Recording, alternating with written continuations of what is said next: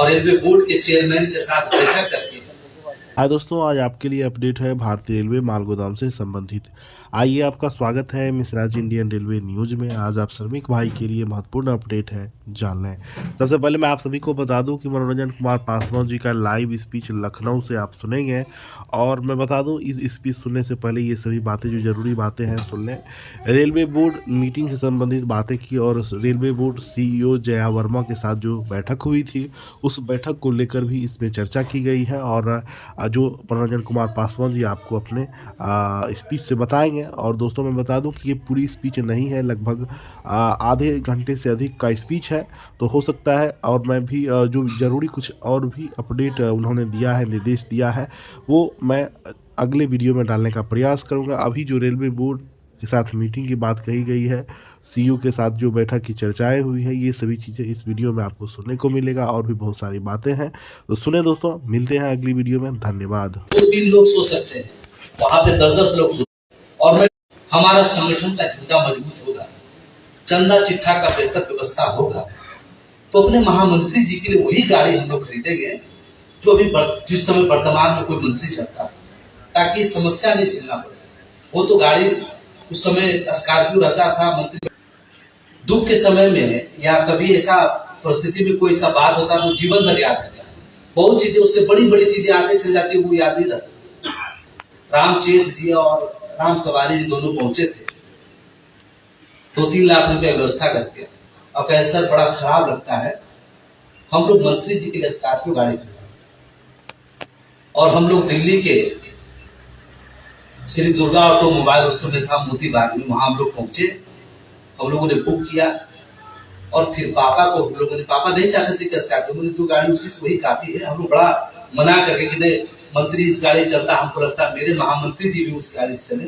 तो हम लोगों ने वो सब करके उनको वहां से किया था और ये कारवां फिर चलते रह गया। फिर हमारे जो अधिकारी थे, मैं कहता था कि कुछ भी हो, चंदा का पैसा कम भी आता हो, तुम हमसे काट लेना, लेकिन तुम मजबूत बनो।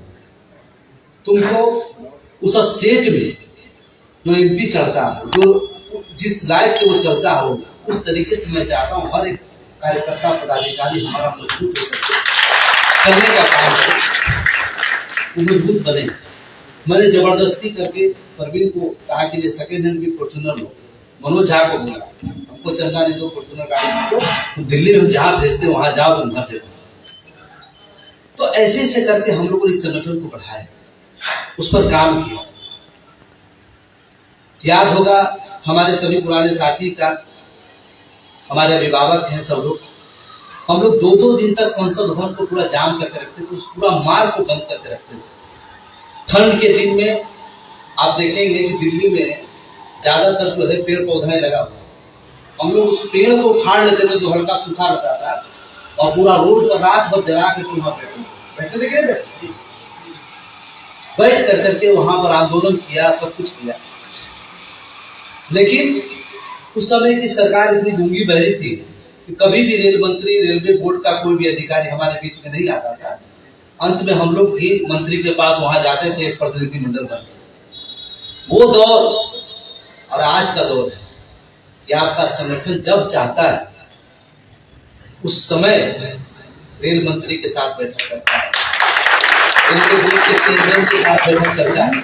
आपके मंच पर देश के फेवरेट तमाम मंत्री आपके बीच में आते हैं और कहते हैं कि आज मैं गर्व के साथ कह सकता हूं कि मैं भी भारतीय रेलवे माल गोदाम श्रमिक संघ परिवार का हिस्सा हूं। भारत सरकार के फेवरेट मंत्री जब इस बात को कहते हैं, उस बात को कहने तक का वो सफर से लेकर के यहाँ तक के सफर में हमारे बहुत सारे लोग शहीद भी हो गए, डेथ भी कर गए, बहुत बुजुर्ग भी हो गए।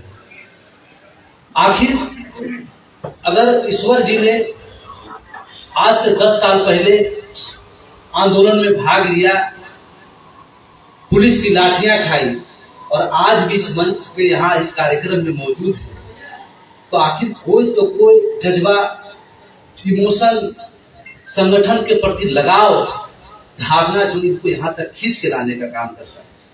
तो क्या हम सभी लोग पदाधिकारी का दायित्व नहीं बनता है कि जिन्होंने अपने सपनों को, आपके सपनों को साकार करने के लिए बेच दिया, जिन्होंने अपने मूल्य अनमोल समय को हर आदमी के जीवन में 10 साल, 5 साल, 15 साल एक बड़ा अनमोल समय होता है अपने जीवन में कुछ करने के लिए, और वो समय अगर आपके लिए कुर्बान करते हैं, और आज हम सफलता के उस शिखर पर हैं जहां पर कभी तरसते थे कि कभी संसद में हमारे लिए चर्चा हो, और आज सत्ता पक्ष भी आपके विषय में चर्चा करते हैं और विपक्ष पार्टी भी आपके विषय में चर्चा करती हो, ये कितनी बड़ी बात है। इस मुकाम तक पहुंचे। उस समय जब महारेल प्रबंधक के पास हम लोग बैठक करने के लिए जीएम के पास जाते थे, तमाम चाहे वो गोरखपुर जीएम हो या हमारे भुवनेश्वर जीएम हो या ईस्टर्न रेल में जीएम हो, किसी जीएम के पास जाते थे तब वो कहते थे कि मेरा अपना प्लेटफार्म पर विकास करने के लिए, इंफ्रास्ट्रक्चर करने के लिए तो पैसा ही नहीं है, और मैं माल गोदाम के श्रमिकों के लिए क्या व्यवस्था कर पाऊंगा, वहां क्या सुविधा उपलब्ध करा पाऊंगा। लेकिन लड़ करके आप सभी पदाधिकारियों को अलग अलग माल गोदाम पर क्या सिचुएशन है, वहां क्या रिपोर्ट है, सब अलग अलग लोगों से रिपोर्ट मंगवा करके और रेलवे बोर्ड के चेयरमैन के साथ बैठक करके और माल गोदाम के श्रमिकों के लिए तमाम इंफ्रास्ट्रक्चर डेवलप हो, वो भी रेलवे कर्मचारी की तरह वो दफ्तर उसके लिए हो, बैठने की व्यवस्था हो, एक स्वाभिमान के साथ जिंदगी जीने के लिए वो वातावरण मौजूद हो। इसके लिए मैं भारत सरकार से 17,000 करोड़ रुपया ला के सभी जीएम को देने का काम किया।